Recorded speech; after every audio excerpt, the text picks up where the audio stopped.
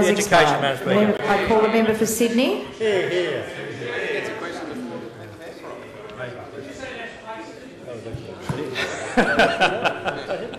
Order. The member for Sydney has the call. Order. Madam Speaker, my question is to the Minister for Education.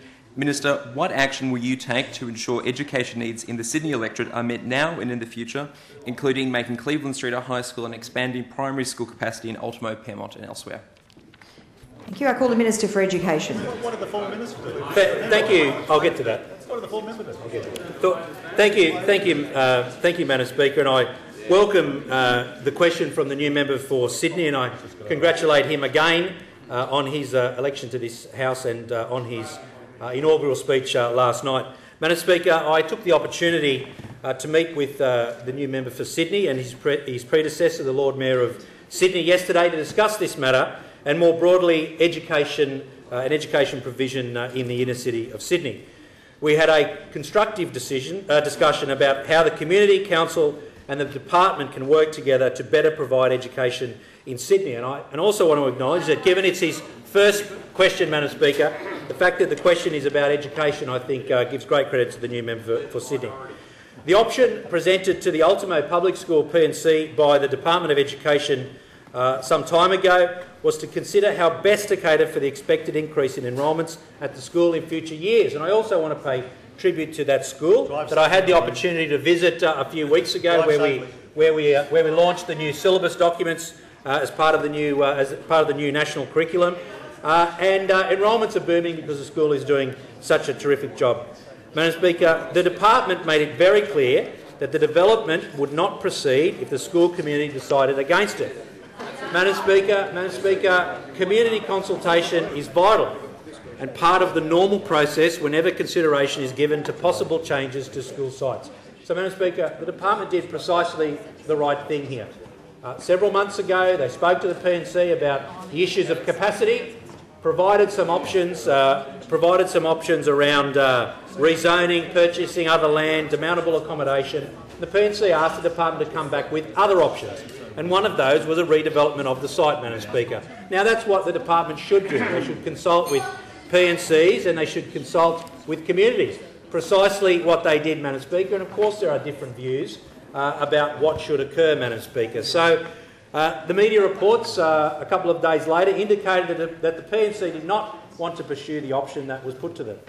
Both the Premier and I have said that if the community doesn't want it, then it will not go ahead. End of story. But the department will continue to work with the Ultimo Public School P&C to explore further options for managing increasing enrolments at the school, including any of those options raised by the school community.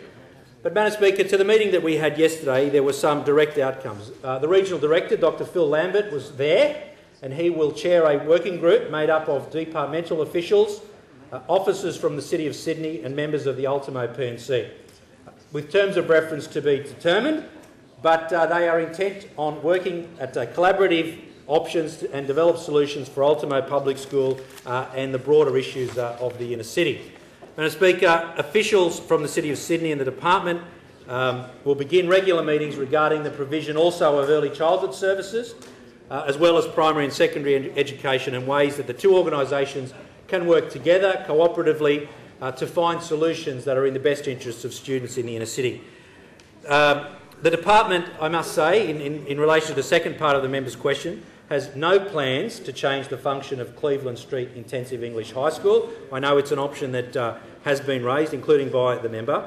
This school is providing an amazing service and it will continue to do so. Having said that, of course, as part of this working group, we'll look at other alternatives.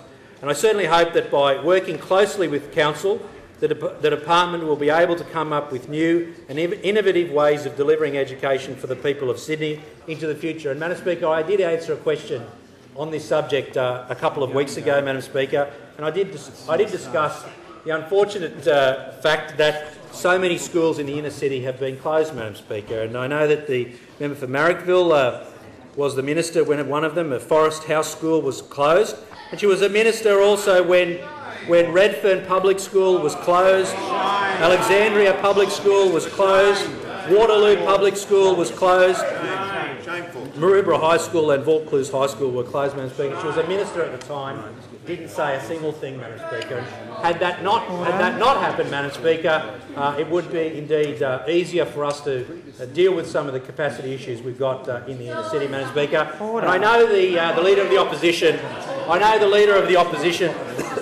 I know the Leader of the Opposition's got his 40 schools in 40 days, Madam Speaker. Madam Speaker, and I've got to say, look, I'd love to get to the details of that, Madam Speaker, but given I'm running out of time, I do hope there will be an opportunity before the end of next week, Madam Speaker, to dwell on those 40 schools. Time has expired. Call the member for Mile Lakes.